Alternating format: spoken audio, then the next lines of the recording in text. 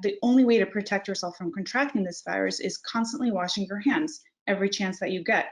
Soap and water is such a powerful mechanism against this virus. Hello, everybody. I never thought that as a journalist I would be talking about hand washing, but here we are, extraordinary times.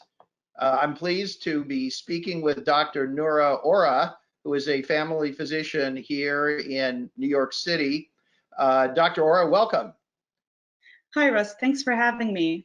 Tell me, I have heard this story that you're supposed to wash your hands long enough to sing happy birthday twice. Is there anything to that? You know, the saying is true. I think people are saying sing happy birthday twice because you can be certain that you're giving yourself enough time lathering your hands with the soap. The most important part of it is lathering the hands with the soap, allowing the soap molecules to get in between, the fingers, under the nails, get into the bacteria, the viruses, and really attach itself to those bugs and get them off.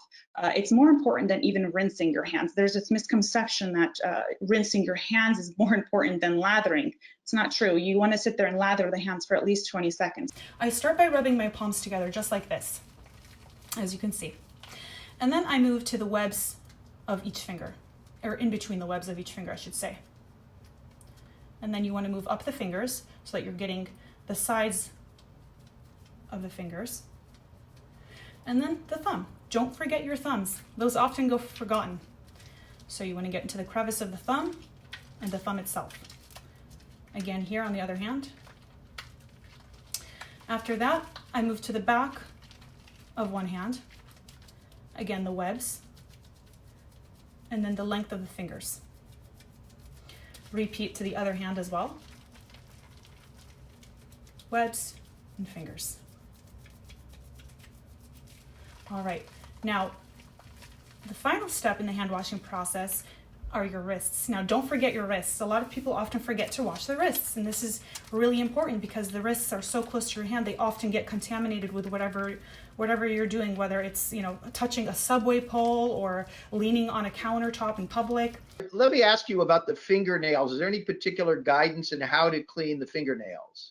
Great question, Russ. Actually, so fingernails are kind of taboo in the medical world. We always tell women and men, try to keep your fingernails short, don't run around with those long nails. Why? Because they carry a lot of germs and bacteria under your fingernails. You might not even know it. You want to make sure that you get underneath the fingernails. So to do this effectively, you want to take the top of the fingernails of one hand and get under the nails of the other hand. So top of one, bottom of the other, okay?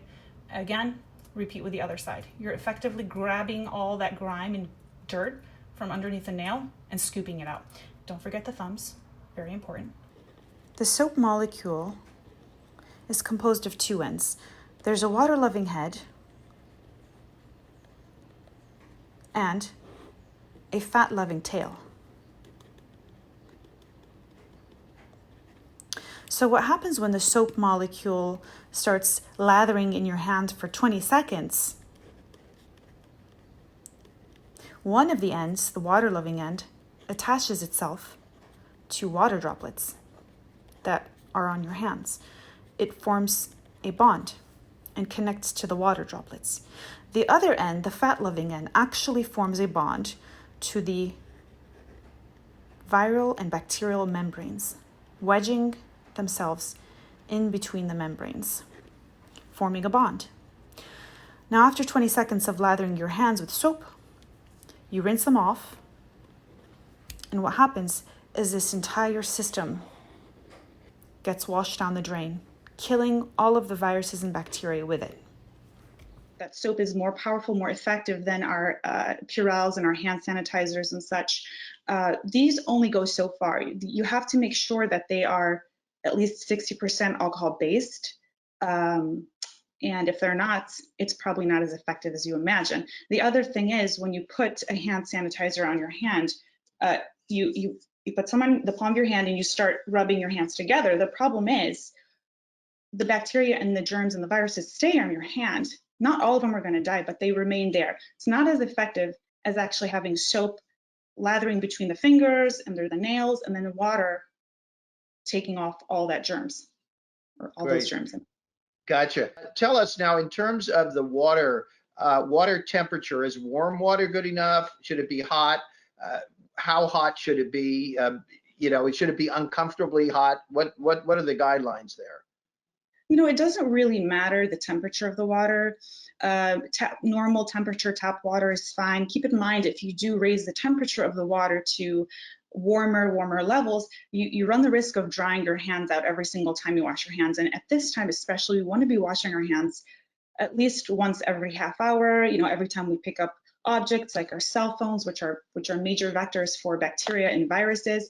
So anytime you find yourself using your hands a lot, you want to remind yourself, oh, let me go wash my hands. I'll take a quick 20-second break, wash my hands. So regular temperature tap water is just fine, as long as you lather for 20 seconds. All right. Well, listen, this has been gratifying and, let me say, unexpectedly educational for me, and I assume for viewers who didn't know all of this. So we're very glad to provide this service, very glad to have you on. And we're looking forward to having you on again. Thank you so much. I think, if I may make a bad joke, I think we're all looking forward to being able to wash our hands of this entire subject before too long. Thank you, Russ. My pleasure. It was great talking to you.